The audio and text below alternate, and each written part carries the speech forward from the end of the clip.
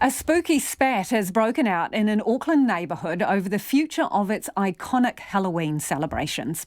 Dignan Street in Point Chevalier usually welcomes hundreds of trick-or-treaters, but this year things are effectively being called off because of the skyrocketing number of kids looking for candy. Some households have cited COVID concerns, but others have raised questions about Halloween NIMBYism. Our cameraman Nick Monro and reporter Nita Blake-Persen filed this report. Tall trees and picturesque white picket fences are dotted along Auckland's Dignan Street. The neighbourhood looks as inviting as ever, but as Halloween nears, it's an unusually quiet time for the area. Crazy, mad, fun, exciting. Parents dress up along with the kids, and it's fun, it's lovely. I really enjoy it. It's bigger than Trump. Dignan Street has become synonymous with trick-or-treating. Hundreds of people flock there for twilight festivities. But not this year. Here's longtime lolly scramble supplier David Wood. It's just got too big. And it was never organised, it's just sort of grown. And it's just grown out of hand. So why would you come from Ellerslie to Point Chev just because for lollies? Monique Dalton agrees. I sort of do 8 kgs of fruit bursts on any given year, and we run out over the course of the night. As residents, we've done it as something for the local kids, and it's been fun. I think we haven't done it because it's been expected of us, and I think it's got to a point where some out of Point Chev people have kind of come to expect that that's kind of the way it's become a tradition. But news that time's up on the trick-or-treating extravaganza has somewhat polarised the street.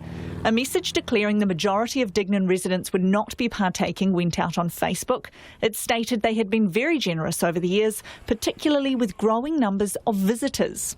Money usually spent on lollies would instead be donated to Canteen. But that came as a shock to Crystal Jones. Went out and checked the letterbox to see if there was a note left about it, and there wasn't. So I was like, where is this? It's like come out of the blue. So yeah, so it seems like people are still keen to go ahead, but I don't know who are the people that are opting out of it, but it doesn't seem like it's really the majority. She's not the only one put out by the plans being canned. Maddie Marcroft and her brother Rupert had been raring to go. I'm a bit disappointed, but we definitely are going to go trick-or-treating on other streets. I guess it won't be as great as usual, but it'll still be fun.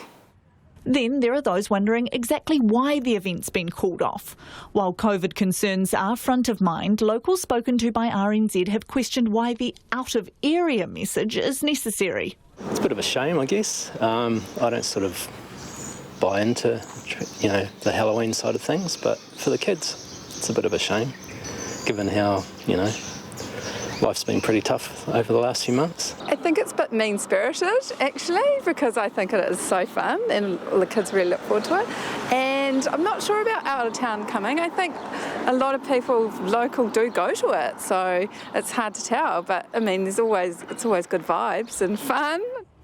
While it's the end of the road for the hallowed Halloween houses of Dignan Street, celebrations will be taking part in plenty of other areas this Saturday. For Checkpoint, Nita Blake-Persen.